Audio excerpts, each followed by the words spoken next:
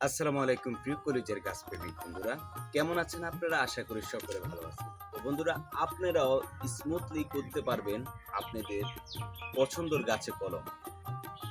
তো কলম আসলে কেন করবেন, কিভাবে করবেন, আজকে আপনাদেরকে দেখানোর চেষ্টা করব। অবশ্যই ফুল ভিডিওটা দেখতে থাকুন প্রিয় বন্ধুরা। আমের কলম করব। সাধারণত অনেক রকমের কলম রয়েছে।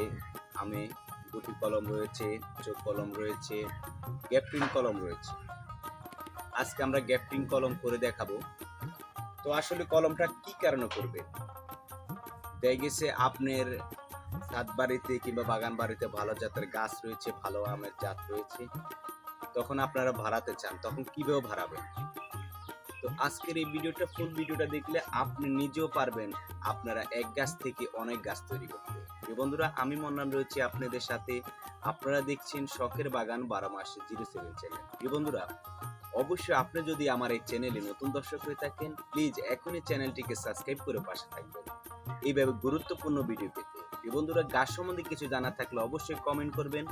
তো চলুন বন্ধুরা, কিভাবে আমের কলম করার আগে আজকে আপনাদেরকে আমি দেখাবো। খুবই দারুণ করে আপনারা নিজেরাও পারবেন, এবং আপনারা স্টেপ বাই স্টেপ ফুল ভিডিওটা দেখতে থাকুন। অবশ্যই টানাটানি করবেন না, তাহলে বুঝবেন না। তো প্রিয় বন্ধুরা, এটা হচ্ছে আমার কাছে একটি উন্নত জাতের একটি আম গাছের ডগা। এটা হচ্ছে থাই কাঁচামিটা একটি ডগা। তো আমি এই যে এইখানে দেশি গাছটা রয়েছে, এটার সাথে আমি কলম করে আপনাদেরকে দেখাবো। অবশ্যই ফুল ভিডিওটা দেখতে থাকুন। অবশ্যই আপনারা যেই আগাটা নেবেন, অবশ্যই হালকা শক্ত আগা হইতে হবে, এবং আগার যে মাথাটা খুব সুন্দর থাকতে হবে, যাতে বোঝা যায় পরবর্তীতে এর থেকে ডালপালা হবে। আগা খাওয়া নিলে কিন্তু হবে না। তো আপনারা ডালটা নিয়ে অবশ্যই পাতাগুলা এভাবে কেটে ফেলে দিবেন।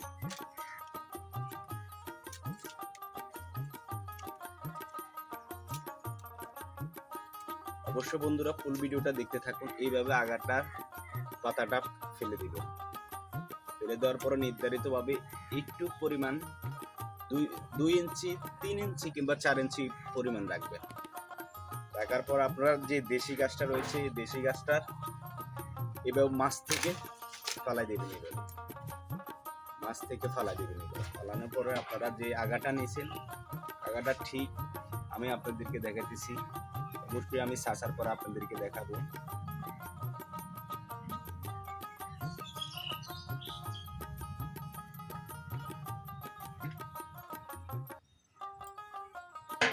এইভাবে সাজবেন।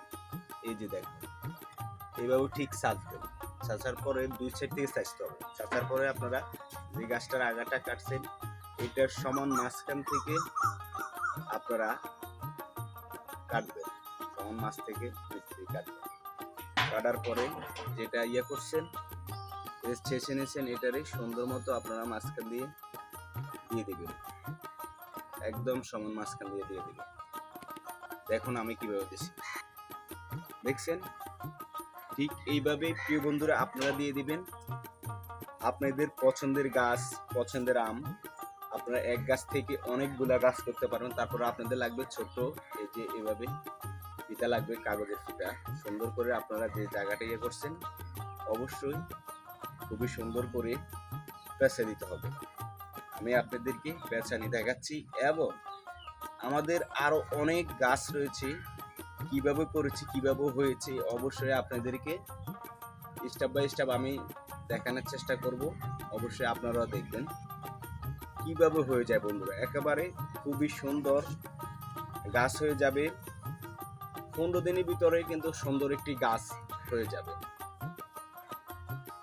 আমি আপনাদেরকে ফুলটা দেখাইতেছি। প্রথমে আপনারা নিচে একটা বাঁধবেন, তারপর উপরে একটা বাঁধবেন, একেবারে উপরে একটা বাঁধবেন।